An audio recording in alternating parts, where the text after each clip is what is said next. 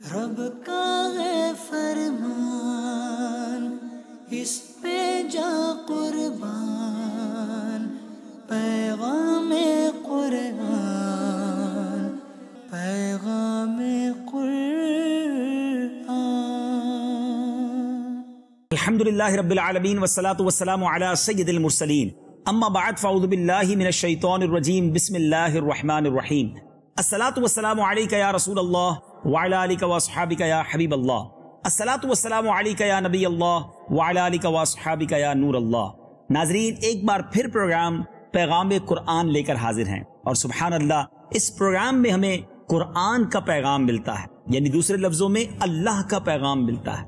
ہمیں قرآن کے اس پیغام سے سیکھنا کیا ہے، سمجھنا کیا ہے، انشاءاللہ تھوڑی دیر بعد عرض کرتا ہوں۔ اس سے پہلے کہ ہم قرآن پاک کی خوبصورت واقعے کی طرف چلیں، درود پاک کی فضیلت پر مشتمل ایک شاندار روایت آپ کو سنانی ہے۔ القول البدی میں یہ حدیث پاک موجود ہے۔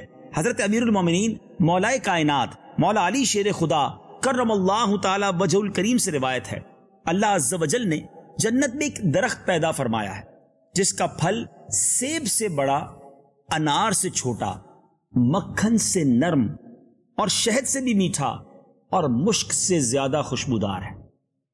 ذرا غور کیجئے، کیسی زبردست ڈیفینیشن ہے، یعنی ہر پہلو جو ہے وہ سب سے زیادہ بریلینٹ اور خوبصورت ہے۔ سائز جو ہے سیب سے بڑا ہے، انار سے چھوٹا ہے، مٹھاس شہد سے زیادہ ہے، نرمی میں مکھن سے زیادہ نرم ہے، اور مولا علی کرم اللہ تعالی وجہ الکریم فرماتے ہیں کہ خوشبو مشک سے بھی زیادہ اچھی ہے۔ اس درخت کی شاخیں تر موتیوں کی ہیں، تنے سونے کے ہیں اور پتے زبرجد کے ہیں، اور آپ فرماتے اس درخت کا پھل صرف وہی کھا سکے گا جو جناب محمد مصطفیٰ صلی اللہ تعالی علیہ وسلم پر کثرت سے درود پاک پڑھے گا۔ سبحان اللہ، جنت کی نعمتیں ہیں اس کے لیے جو درود پاک اپنی زندگی میں شامل کرتے ہیں۔ کاش میں اور آپ فضول باتوں سے بچ کر زیادہ سے زیادہ درود پاک پڑھنے والے بن جائیں۔ اگر آپ پریشان ہیں، آپ کسی مشکل میں ہیں، اگر آپ بیماری میں ہیں، قرضے میں ہیں، کلیمٹی اور پرابلم میں ہیں، پلیز درود پاک کو اپنی زندگی میں انوالو کیجئے۔ نبی پاک صلی اللہ تعالی علیہ وسلم کی ایک حدیث سناتا ہوں۔ میرے آقا فرماتے ہیں جو شخص مصیبتوں اور پریشانیوں میں ہو اسے چاہیے کہ مجھ پر کثرت سے درود پڑھے، کہ درود پاک پریشانیوں کو لے جاتا ہے، مصیبتوں کو لے جاتا ہے۔ درود پاک پریشانیوں اور مصیبتوں کو مٹانے والا وظیفہ ہے۔ شاعر لکھتے ہیں نا، ہر درد کی دوا ہے صلی علی محمد، تعویذ ہر بلا ہے صلی علی محمد۔ درود پاک کو اپنا ورد بنائیے۔ آئیے مل کر محبت کے ساتھ بآواز بلند درود پاک پڑھ لیجئے۔ صلو علی الحبیب صلی اللہ تعالی علی محمد صلی اللہ علیہ وسلم۔ ناظرین، آج وقت ہوا ہے پیغام قرآن میں ایک بڑا ہی خوبصورت اور حیرت ناک واقعہ سننے کا۔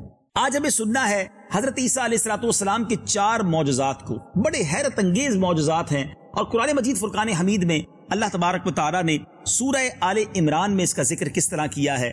آئیے پہلے تیسرے پارے سورہ آل عمران کی آیت نمبر 49 کی تلاوت سنتے ہیں، اس کا ترجمہ سنتے ہیں، اور پھر مفسرین کرام نے یہ معجزات کس پیارے انداز میں ذکر کیے ہیں وہ سنتے ہیں۔ صلو علی الحبیب صلی اللہ تعالی علی محمد صلی اللہ علیہ وسلم۔ ورسولا إلى بني إسرائيل أني قد جئتكم بآية من ربكم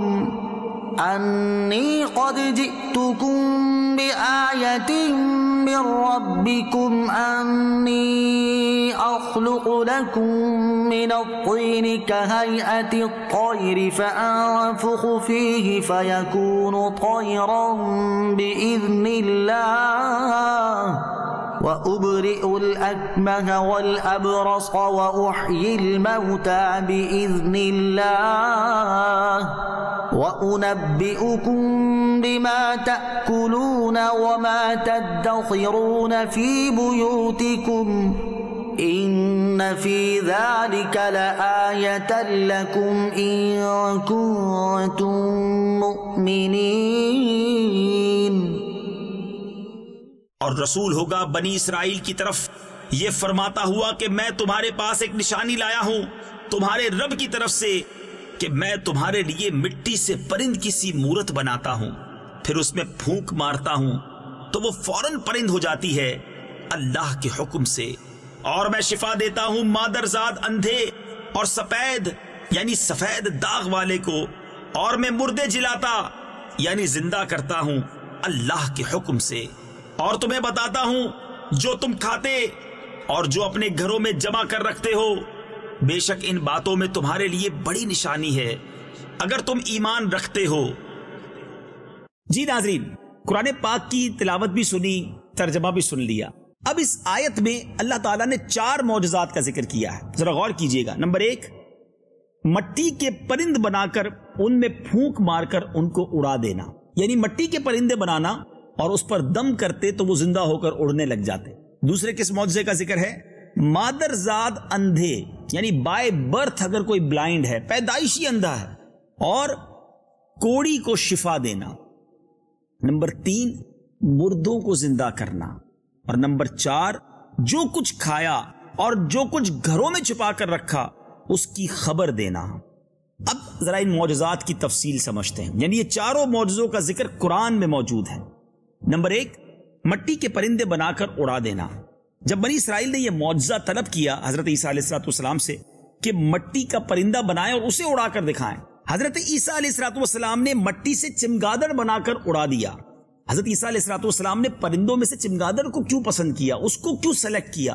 کیونکہ یہ ون آف دا امیزنگ پرندہ ہے، اس کے اندر اتنی اللہ کی قدرت کے شاہکار ہیں، اس کے اندر اتنی ساری یوں سمجھیے کہ اس کی ڈسکرپشنز ہیں کہ لوگ حیران ہو جاتے ہیں۔ ذرا غور کیجئے، اس کے دانت بھی ہوتے ہیں، یہ انسان کی طرح ہنستا بھی ہے، یہ جانوروں کی طرح بچہ جنتا ہے، پیریڈز بھی اس کو آتے ہیں، یعنی اس کے اندر کتنی ساری چیزیں ہیں۔ یہ بغیر پروں کے اپنے بازوؤں سے اڑتا ہے۔ اور ذرا غور کیجئے کہ روایت یہ ہے کہ جب بنی اسرائیل دیکھتے رہے کہ چمگادڑ اڑتے رہتے ہیں اور اگر ان کی نظروں سے اوجھل ہو جاتے ہیں حضرت عیسیٰ علیہ السلام کی تو گر کر مر جاتے ہیں، تو یہ اس لیے ہوتا تھا کہ اللہ کے بنائے ہوئے اور بندے کے بنائے ہوئے پرندوں میں امتیاز اور فرق باقی رہے۔ امید ہے کہ بہت سارے مسکنسیپشن آج کے اس پروگرام میں کلیئر ہوں گے۔ دوسرے معجزے کی طرف چلتے ہیں، اور وہ کیا تھا؟ مادرزاد یعنی پیدائشی اندھوں کو شفا دینا، آنکھ والا بنا دینا۔ روایت ہے کہ ایک دن میں حضرت عیسیٰ علیہ السلام نے، تفسیر جمل میں ہے، 50 اندھوں اور کوڑیوں کو آپ کی دعا سے اس شرط پر شفا حاصل ہوئی کہ وہ ایمان لائیں گے۔ اللہ نے آپ کو وہ معجزہ عطا کیا تھا کہ جو پیدائشی اندھے ہوتے تھے حضرت عیسیٰ علیہ السلام انہیں دم کرتے، یا جن کے جسم پر کوڑ کا مرض ہوتا تھا، اس زمانے میں کوڑ کا مرض کا شفا جو ہے علاج دریافت نہ ہوا تھا، مگر حضرت عیسیٰ علیہ السلام دم کرتے، اللہ انہیں شفا عطا فرما دیتا۔ تیسرا معجزہ کیا تھا ناظرین؟ مردوں کو زندہ کرنا۔ اور علماء نے، مفسرین کرام نے تفسیر قرآن میں لکھا کہ حضرت عیسیٰ علیہ السلام نے 4 مردوں کو زندہ کیا۔ نمبر 1، عازر اپنے دوست کو، نمبر 2، ایک بڑھیا کے لڑکے کو، نمبر 3، ایک عشر وصول کرنے والی لڑکی کو، اور نمبر 4، حضرت سام بن نوح علیہ السلام کو۔ اب ذرا ان چاروں کے احوال بھی سن لیجئے۔ عازر کون تھا؟ یہ حضرت عیسیٰ علیہ السلام کے ایک مخلص دوست تھے۔ جب ان کا انتقال ہونے لگا تو ان کی بہن نے آپ کے پاس قاصد بھیجا کہ آپ کا دوست کا انتقال ہو رہا ہے۔ اس وقت آپ اپنے اس دوست سے 3 دن کی دوری کی مسافت پر تھے، یعنی 3 دن کا ٹریول تھا۔ عازر کے انتقال اور دفن کے بعد حضرت عیسیٰ علیہ السلام وہاں پہنچے اور عازر کی قبر کے پاس تشریف لے گئے اور عازر کو پکارا تو وہ زندہ ہو کر اپنی قبر سے باہر نکل آئے، برسوں زندہ رہے اور صاحب اولاد بھی ہوئے۔ ناظرین، یہ واقعہ قرآن کی تفسیروں میں موجود ہے۔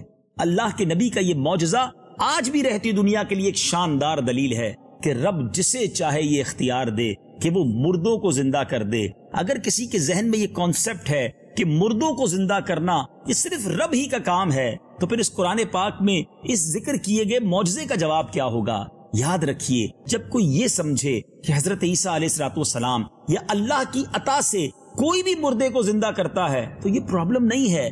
شرک یہ ہے، گڑبڑ یہ ہے کہ کوئی یہ سمجھے کہ اللہ کی عطا سے نہیں، اللہ کی طرف سے دی گئی اتھارٹی کی طرف سے نہیں، اپنی طرف سے کوئی مردوں کو زندہ کر سکتا ہے، تو جناب یہ غلط کانسیپٹ ہے۔ تو حضرت عیسیٰ علیہ السلام نے جتنے بھی مردوں کو زندہ کیا، جتنے لوگوں کو بھی شفا دی، وہ خود سے نہ دی، اللہ کی عطا سے دی، بِإِذْنِ اللہ، اللہ کے اذن سے دی۔ تو آج رہتی دنیا کا، ساری دنیا کے عاشقان رسول کا عقیدہ یہی ہے کہ اگر آج بھی اللہ کے کسی نبی کی طرف سے اللہ کے کسی برگزیدہ بندے کی طرف سے کسی کو کوئی مدد مل جاتی ہے، کسی کو کوئی معاونت مل جاتی ہے، اس کا کوئی کام بن جاتا ہے، کوئی بزرگ، کوئی ولی، کوئی صحابی، کوئی نبی اپنی طرف سے کسی کو کچھ نہیں دے سکتا۔ رب جسے چاہے اختیار دے اور وہ رب کی عطا سے کسی کا بھلا کر دیں تو اس میں کوئی پرابلم نہیں، یہی تو قرآن کا کہنا ہے۔ اب چلتے ہیں، وہ دوسری شخصیت کون تھی؟ بڑھیا کا بیٹا۔ یہ بیٹا مر گیا تھا اور لوگ اس کا جنازہ اٹھا کر اس کو دفن کرنے کے لیے جا رہے تھے۔ ناگہاں حضرت عیسیٰ علیہ السلام کا وہاں سے گزر ہوا تو وہ آپ کی دعا سے زندہ ہو کر جنازے سے اٹھ بیٹھا، کپڑے پہن کر اپنے جنازے کی چارپائی اٹھائے ہوئے اپنے گھر آیا، مدتوں زندہ رہا اور اس کی بھی اولاد ہوئی۔ تیسرا کس کو زندہ کیا تھا؟ عاشر کی بیٹی، یعنی عشر وصول کرنے والے ایک شخص کی لڑکی مر گئی۔ اس کی موت کے ایک دن بعد حضرت عیسیٰ علیہ السلام کی دعا سے وہ زندہ ہو گئی، بہت دنوں تک زندہ رہی، اس کے یہاں بھی اولاد پیدا ہوئی۔ اور ناظرین، چوتھی شخصیت جس کو حضرت عیسیٰ علیہ السلام نے زندہ کیا، وہ تو 3 مردوں کو آپ نے زندہ کیا تو بنی اسرائیل کے شریروں نے کہا کہ یہ تینوں در حقیقت تو مرے ہوئے ہی نہیں تھے، 1-2 دن پہلے انتقال ہوا تھا اور آپ نے آ کے انہیں زندہ کر دیا، بلکہ ان تینوں پر سختہ طاری تھا۔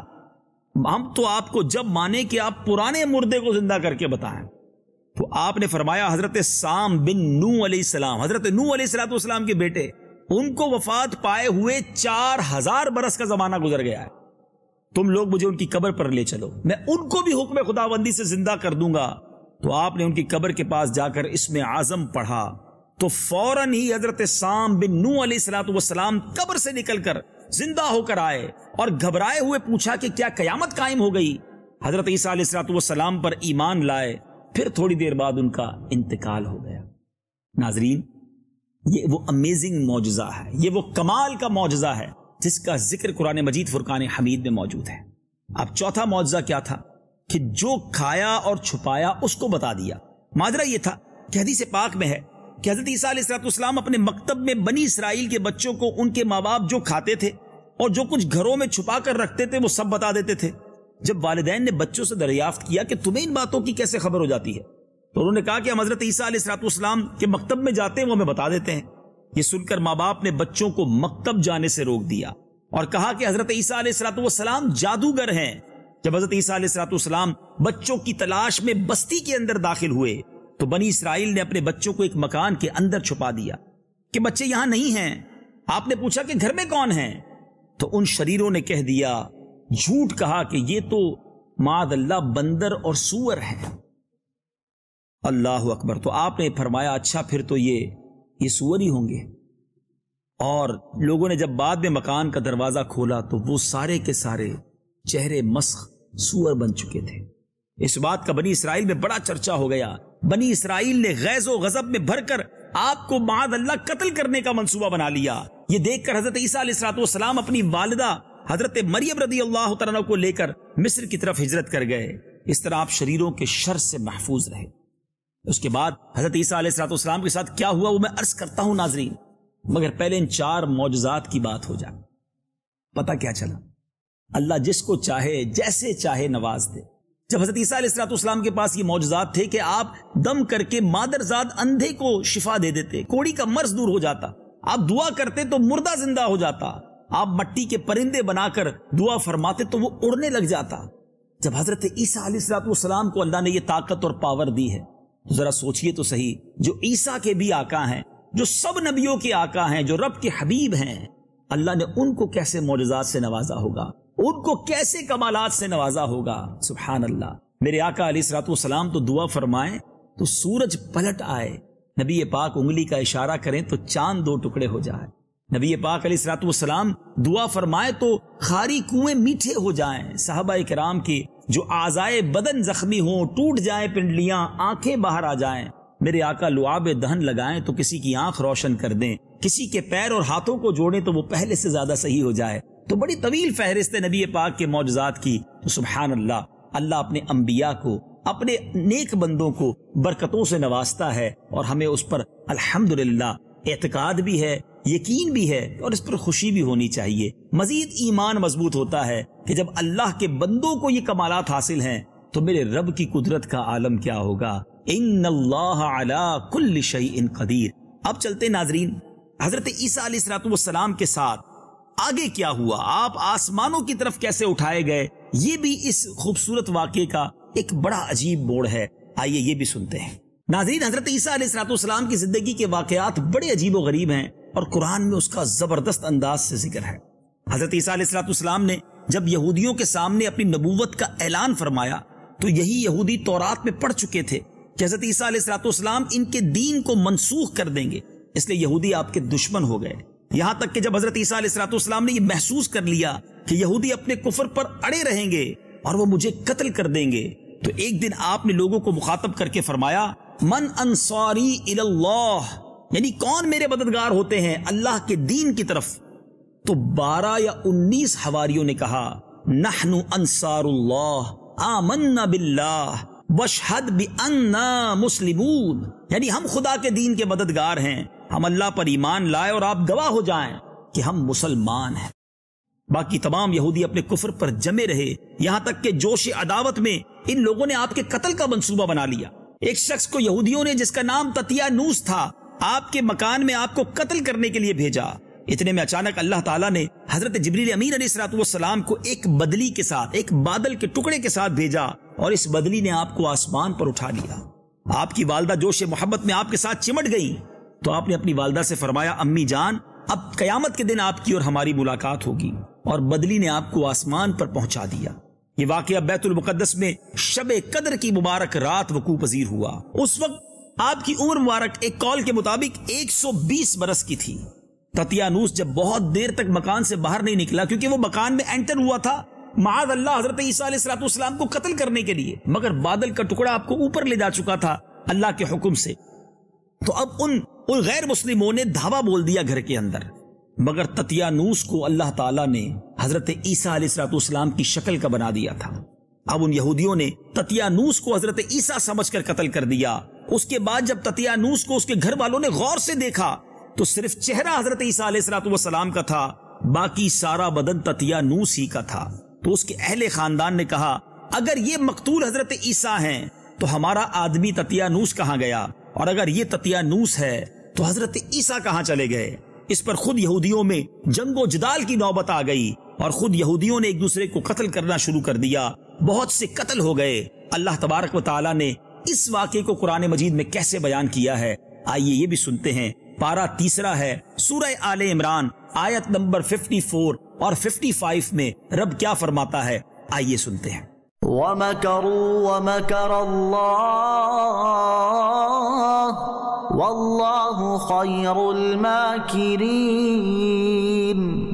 إِذْ قَالَ اللَّهُ يَا عِيسَىٰ إِنِّي مُتَوَفِّيكَ وَرَافِعُكَ إِلَيَّ وَمُطَهِّرُكَ مِنَ الَّذِينَ كَفَرُوا وَجَاعِلُ الَّذِينَ اتَّبَعُوكَ فَوْقَ الَّذِينَ كَفَرُوا إِلَى يَوْمِ الْقِيَامَةِ ثم إلي مرجعكم فأحكم بينكم فيما كنتم فيه تختلفون. اور کافروں نے مکر کیا اور اللہ نے ان کے ہلاک کی خفیہ تدبیر فرمائی، اور اللہ سب سے بہتر چھپی تدبیر والا ہے. یاد کرو جب اللہ نے فرمایا اے عیسیٰ میں تجھے پوری عمر تک پہنچاؤں گا اور تجھے اپنی طرف اٹھا لوں گا اور تجھے کافروں سے پاک کر دوں گا اور تیرے پیرووں کو قیامت تک تیرے منکروں پر غلبہ دوں گا، پھر تم سب میری طرف پلٹ کر آؤ گے تو میں تم میں فیصلہ فرما دوں گا جس بات میں جھگڑتے ہو. ناظرین آپ کے آسمان پر چلے جانے کے بعد حضرت مریم رضی اللہ تعالی عنہا نے 6 برس دنیا میں رہ کر وہ دنیا سے وفات پائی، اور روایت میں ہے کہ قرب قیامت کے وقت حضرت عیسیٰ علیہ السلام زمین پر اتریں گے، نبی آخر الزمان صلی اللہ تعالی علیہ وسلم کی شریعت پر عمل کریں گے اور دجال کو قتل فرمائیں گے، سلیب کو توڑیں گے اور 7 برس تک دنیا میں عدل فرما کر وفات پائیں گے اور مدینہ منورہ میں گنبد خضرا کے اندر مدفون ہوں گے. سبحان اللہ سبحان اللہ. ناظرین آج بہت سارے مجھے امید ہے مسکنسیپشن کلیئر ہوں گے. حضرت عیسیٰ علیہ السلام کے بارے میں قرآنی عقیدہ کیا ہے یہ بھی آج ہمیں معلوم ہوا. بہرحال پیغام قرآن سلسلہ آپ نے دیکھا، اللہ تعالیٰ نور قرآن سے ہم سب کے دلوں کو منور فرمائے۔ اب وقت ہوا ہے ایک بہت ہی خوبصورت سیگمنٹ کا، جس کا نام ہے تعارف قرآن۔ پیغام قرآن۔ ناظرین، اب وقت ہوا ہے ہمارے سیگمنٹ تعارف قرآن کا، اور سبحان اللہ آج جس سورت کا تعارف ہم نے حاصل کرنا ہے، میں نہیں سمجھتا کہ دنیا میں کوئی ایسا مسلمان ہو جو سورہ ملک کا جس نے نام نہ سنا ہو۔ کیا شاندار سورت ہے، اور اس کے فضائل بھی کیسے شاندار ہیں۔ آج سنتے جائیے اور ایمان تازہ کرتے جائیے۔ سورہ ملک کا مقام نزول کیا ہے؟ یہ سورہ ملک مکہ مکرمہ میں نازل ہوئی ہے۔ یاد رہے 29واں پارہ 29th پارہ آف قرآن اسٹارٹ ہی سورہ ملک سے ہوتا ہے۔ تبارک الذی بیدہ الملک، وہیں سے یہ پارہ شروع ہوتا ہے۔ رکوع اور آیات کی تعداد، اس سورت میں 2 رکوع اور 30 آیتیں ہیں۔ سورہ ملک کے اسماء اور ان کی وجہ تسمیہ، سورہ ملک کے نام کیا ہیں اور یہ نام رکھنے کی وجہ کیا ہے۔ اس سورت کے متعدد نام ہیں، جیسے کہ اس کی پہلی آیت میں ملک یعنی سلطنت اور بادشاہت کا ذکر ہے، اس مناسبت سے اسے سورہ ملک کہتے ہیں۔ اس کی پہلی آیت کے شروع میں لفظ تبارک ہے، اسی مناسبت سے اس کو سورہ تبارک بھی کہتے ہیں۔ یہ سورت عذاب قبر سے نجات دینے والی، عذاب سے بچانے والی اور عذاب کو روکنے والی ہے، اس لیے اس کو سورہ منجیہ، سورہ واقعہ اور سورہ مانعہ بھی کہتے ہیں۔ یہ سورت اپنے پڑھنے والے کے بارے میں جھگڑا کرے گی، اس لیے اسے سورہ مجادلہ بھی کہتے ہیں، اور یہ قیامت کے دن اپنے پڑھنے والے کی شفاعت کرے گی، اس لیے سورت کو سورہ شافعہ بھی کہتے ہیں۔ سورہ ملک کے فضائل، سبحان اللہ، بہت ساری حدیثیں سورہ ملک کے فضائل میں ملتی ہیں۔ حضرت عبداللہ ابن عباس رضی اللہ تعالیٰ عنہما فرماتے ہیں، رسول پاک علیہ الصلوۃ والسلام کی کسی صحابی نے ایک جگہ خیمہ نصب کیا۔ یاد رہے کہ ترمذی میں حدیث ہے کہ نبی پاک علیہ الصلوۃ والسلام کے ایک صحابی نے ایک جگہ خیمہ نصب کیا، وہاں پر ایک قبر تھی اور انہیں معلوم نہ تھا کہ یہاں قبر ہے۔ اچانک انہیں پتا چلا کہ یہ قبر ہے اور اس میں ایک آدمی سورہ ملک پڑھ رہا ہے، یہاں تک کہ اس نے سورہ ملک مکمل کر لی۔ وہ صحابی رضی اللہ تعالیٰ عنہ نبی پاک علیہ الصلوۃ والسلام کی بارگاہ میں حاضر ہوئے اور عرض کی، یا رسول اللہ صلی اللہ تعالیٰ علیہ وسلم، میں نے نادانستہ طور پر ایک قبر پر خیمہ لگا لیا تھا، اچانک مجھے معلوم ہوا کہ یہاں ایک قبر ہے اور ایک آدمی سورہ ملک پڑھ رہا ہے، یہاں تک کہ اس نے پوری سورت مکمل کر لی۔ سرور کائنات صلی اللہ تعالیٰ علیہ وسلم نے ارشاد فرمایا، یہ سورت عذاب قبر کو روکنے والی اور اس سے نجات دینے والی ہے۔ سبحان اللہ، سبحان اللہ۔ ایک اور حدیث پاک جو ابو داؤد شریف کی حدیث ہے، حضرت ابو ہریرہ رضی اللہ تعالیٰ سے روایت ہے کہ رسول اکرم صلی اللہ تعالیٰ علیہ وسلم نے ارشاد فرمایا، قرآن پاک میں 30 آیتوں کی ایک سورت ہے، وہ اپنے تلاوت کرنے والے کی شفاعت کرے گی یہاں تک کہ اسے بخش دیا جائے گا، اور وہ سورت تبارک الذی بیدہ الملک ہے۔ سبحان اللہ۔ ایک اور حدیث سنتے ہیں، کیا شاندار حدیث ہے۔ نبی پاک علیہ الصلوۃ والسلام کے صحابی حضرت عبداللہ ابن مسعود رضی اللہ تعالیٰ عنہ فرماتے ہیں، سورہ تبارک اپنے پڑھنے والے کی طرف سے جھگڑا کرے گی یہاں تک کہ اسے جنت میں داخل کر دے گی۔ سبحان اللہ، یعنی اللہ کی بارگاہ میں وہ ایسی التجا ہوگی اور اللہ تعالیٰ کی بارگاہ میں ایسی شفاعت کی صورت ہوگی کہ اس کی مغفرت ہو جائے گی۔ تو ناظرین، آج میں بھی نیت کر لوں اور آپ بھی نیت کر لیں کہ انشاءاللہ روزانہ پابندی کے ساتھ سورہ ملک کی تلاوت کریں اور یہ برکتیں حاصل کریں۔ آئیے سورہ ملک میں کن مضامین کا تذکرہ ہے؟ بہت سارے مضامین ہیں، چند عرض کیے دیتا ہوں۔ اس سورت کا مرکزی مضمون یہ ہے کہ اس میں اسلام کے بنیادی عقائد جیسے اللہ تعالیٰ کی وحدانیت، حضور پرنور علیہ الصلوۃ والسلام کی رسالت، قرآن کی حقانیت اور حشر و نشر اور قیامت کے دن اعمال کی جزا اور سزا کو انتہائی مؤثر انداز میں بیان کیا گیا ہے۔ اللہ تعالیٰ مجھے اور آپ کو اس سورت کی برکت عطا فرمائے، قرآن پاک کو ذوق اور شوق کے ساتھ پڑھنا نصیب فرمائے۔ اگلے پروگرام میں پھر آپ سے ملاقات ہوگی، ایک اور خوبصورت واقعہ، اس سے ملنے والا سبق، اور پھر تعارف قرآن سیگمنٹ کے ساتھ حاضر ہوں گے۔ صلو علی الحبیب صلی اللہ تعالی علی محمد صلی اللہ علیہ وسلم۔ رب کا ہے فرمان اس